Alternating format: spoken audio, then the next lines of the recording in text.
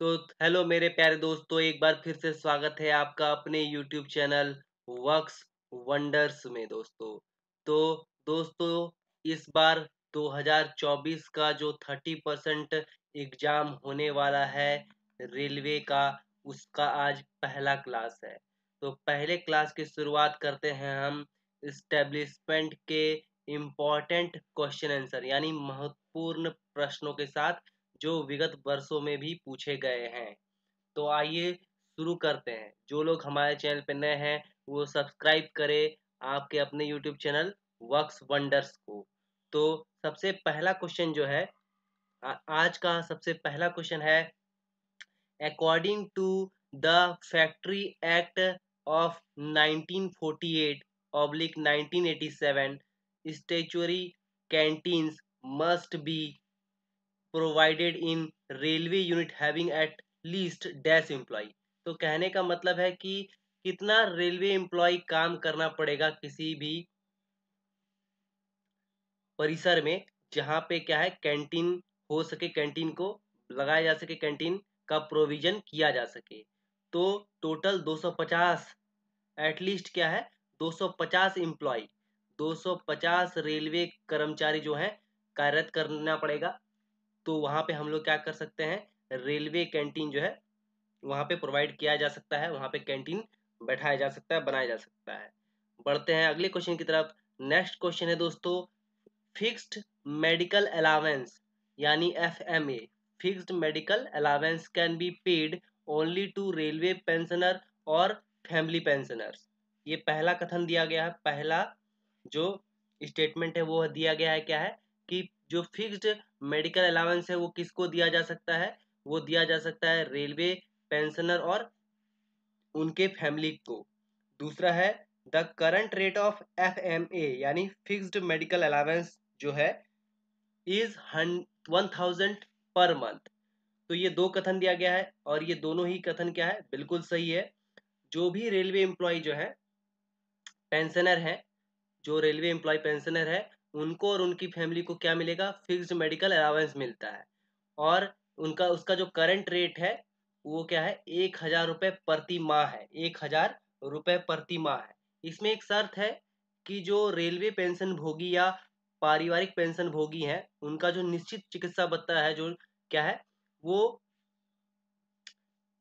2.5 kilometre, यहाँ पे important बात है क्या, 2.5 किलोमीटर से ज्यादा क्या है दूर होना पड़ेगा। मतलब वो क्या है रेलवे अस्पताल में स्वास्थ्य सुविधा का लाभ नहीं ले रहे हैं, स्वास्थ्य मेडिकल बेनिफिट का लाभ नहीं ले रहे हैं, और क्या है रेलवे अस्पताल से 2.5 किलोमीटर की दूरी में रहते हैं, तो उस केस में उनको क्या मिलेगा, फिक्स्ड मेडिकल अलावेंस मिलेगा। कितना मिलेगा, 1000 रुपये प्रति माह। कितना मिलेगा दोस्तों, 1000 रुपये प्रति माह मिलेगा। तो इस केस में ये दोनों ही कथन क्या है, बिल्कुल सही है। बढ़ते हैं अगले क्वेश्चन की तरफ। तो जो लोग दोस्त हमारे चैनल पे नए हैं वो चैनल को कीजिए सब्सक्राइब। तो नेक्स्ट क्वेश्चन है, पहला कथन दिया गया है, the maximum number of dependent relative who can be included on a single PTO. यहाँ पे क्या पूछा गया है, सिंगल पीटीओ में पूछा गया है कि कितने डिपेंडेंट को ऐड किया जा सकता है, इज वन। यहाँ पे क्या बोला गया है, पहला कथन में कहा गया है कि सिंगल पीटीओ में क्या है एक आदमी को जोड़ा जा सकता है। और दूसरा कथन क्या है, the total number of family members and dependents allowed on a single privilege pass is 5। तो इन दोनों कथन में से क्या बता, कौन सा सही है वो बताना है। तो इस केस में क्या है, इस कथन में दूसरा केस, दूसरे नंबर का जो कथन है ऑप्शन नंबर बी जो है वो केवल सही है। टोटल 5 फैमिली मेंबर, ध्यान देने वाली बात है, किसी भी प्रिविलेज पास में केवल और केवल 5 फैमिली मेंबर डिपेंडेंट्स के साथ क्या है अलाउड है। टोटल 5 डिपेंडेंट को लेके टोटल 5 फैमिली मेंबर अलाउड है। तो पहला में क्या होगा, पहला का आंसर में क्या गलती है, तो यहाँ बोला गया है the maximum number of dependent relative who can be included on a single PTO. तो यहाँ पे क्या है, यहाँ 1 दिया गया है। यहाँ पे पीटीओ में कितना ऐड किया जा सकता है, नॉट मोर देन 2। किसी भी पीटीओ में, किसी भी पीटीओ में not more than 2, not more than 2, मतलब 2 से ज्यादा डिपेंडेंट नहीं ऐड किया जा सकता है किसी भी पीटीओ में।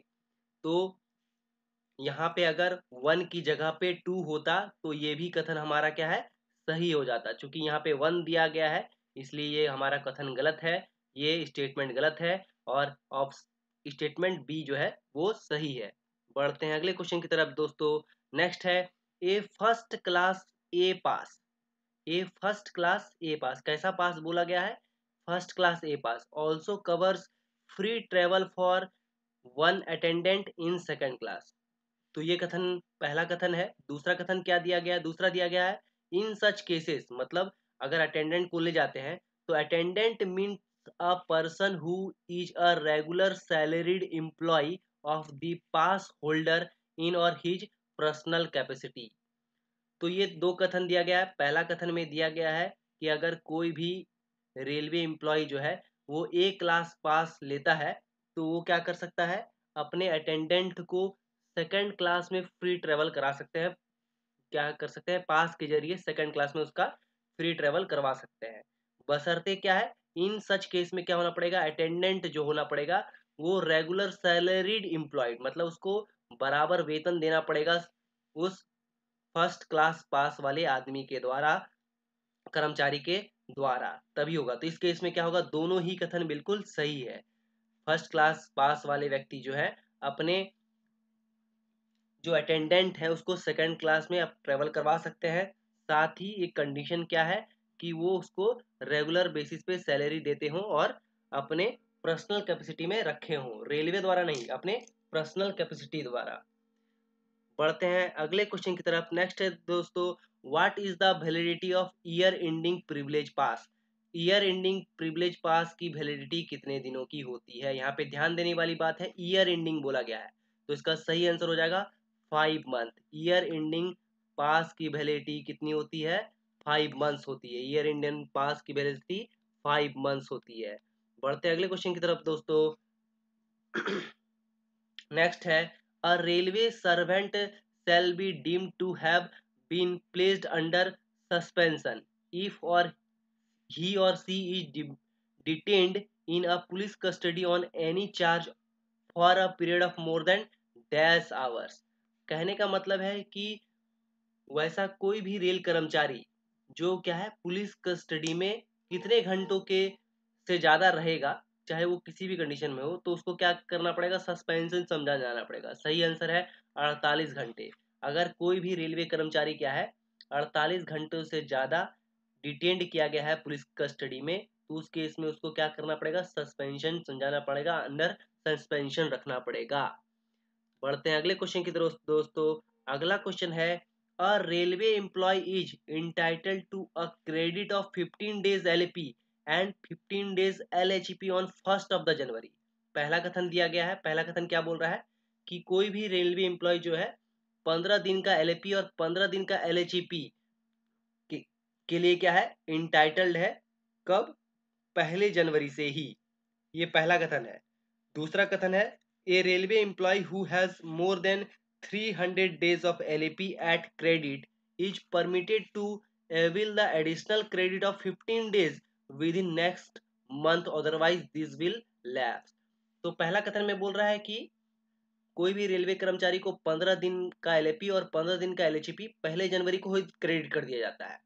और दूसरा कथन बोल रहा है कि रेलवे एम्प्लॉय जो है अगर उसके पास 300 से ज़्यादा दिनों का एलएचपी क्रेडिट है तो उसे परमिशन है कि वो क्या है, एडिशनल 15 डेज का जो एलएपी उसको क्रेडिट होगा वो नेक्स्ट 6 मंथ में अवील कर ले, नहीं तो क्या हो जाएगा, खत्म हो जाएगा। तो ये दोनों ही कथन, पहला कथन भी गलत है और दूसरा कथन भी गलत है। तो सही क्या है, तो सही यही है कि रेलवे एम्प्लॉय को 15 दिन का एलएपी तो मिलता है 1 जनवरी को, लेकिन एलएचपी कितना मिलता है, एलएचपी मिलता है 10। कितना मिलता है, 10। 10 एलएपी, यहाँ पे अगर 15 डेज की जगह पे 10 एलएपी रहता तो 10 एलएपी जो है, एलएचपी जो है वो क्रेडिट हो जाता 1 जनवरी को, तब ये कथन सही हो जाता। अभी क्यों गलत है, अभी गलत इसलिए है कि यहाँ पे 15 दिन का एलएपी और 15 दिन का एलएचपी बोल दिया, लेकिन 15 दिन का एलएचपी नहीं, 10 दिन का एलएचपी मिलता है। अब दूसरा कथन क्यों गलत है, दूसरा कथन गलत ये इसलिए है क्योंकि एलएचपी का क्रेडिट होने का, एलएचपी का क्रेडिट होने का कोई लिमिट नहीं है। LAP का कितना दिन, मैक्सिमम 300 दिन तक क्रेडिट हो सकता है, लेकिन LHEP का क्रेडिट होने का कोई लिमिट नहीं है।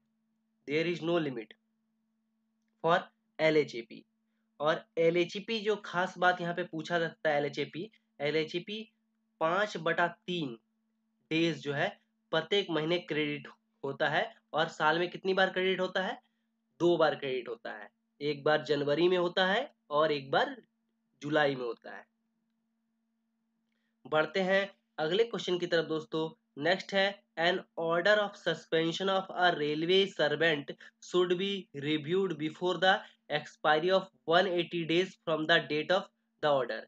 अगर किसी को सस्पेंशन में रखा गया है तो उस केस में क्या है, बोला गया है यहाँ पे क्वेश्चन में कि 180 दिन से पहले उसको क्या करना पड़ेगा, रिव्यू करना पड़ेगा। पहला कथन दिया गया है। दूसरा दिया गया है, as per rule suspension is a penalty if it is because of anti national activity. तो ये क्या है, ये दोनों ही कथन गलत है। ये दोनों ही कथन क्या है, गलत है। तो सही कब होता, तो अगर ऑर्डर ऑफ सस्पेंशन है और उसको रिव्यूड है, कितने दिनों में करना है, 90 डेज। क्या है, 90 डेज में क्या है, रिव्यू करना है। और क्या है, सस्पेंशन को पेनल्टी नहीं माना जाता, सस्पेंशन को पेनल्टी नहीं माना जाता है। तो ये दोनों ही कथन क्या है, इस केस में गलत है। बढ़ते हैं अगले क्वेश्चन की तरफ। नेक्स्ट है, which of the following fields are available in the basic module of HRMS। कहने का मतलब है HRMS में कौन कौन से मॉड्यूल अवेलेबल है। तो उसमें क्या है, जेंडर का कॉलम है, जेंडर का मॉड्यूल है, उसमें आधार कार्ड का भी डिटेल देना होता है और पैन कार्ड का भी डिटेल। ये तीनों ही मॉड्यूल जो है अवेलेबल है। बहुत सारे हैं इसमें, ऑप्शन के अनुसार यहाँ पे ये 3 मेजर जो है वो दिए गए हैं। बढ़ते हैं अगले क्वेश्चन की तरफ। नेक्स्ट है, which of the following form is used for revocation of the order of suspension. किसी का ऑर्डर ऑफ सस्पेंशन रिवोक करना है तो उसके लिए कौन सा स्टैंडर्ड फॉर्म यूज किया जाता है। तो इसका सही आंसर है SF4। SF4 जो है वो ऑर्डर ऑफ सस्पेंशन को रिवोक करने के लिए यूज किया जाता है। तो थैंक यू दोस्तों।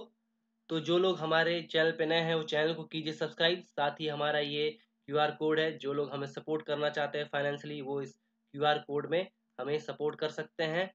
तो बने रहिए हमारे चैनल के वर्क्स वंडर के साथ।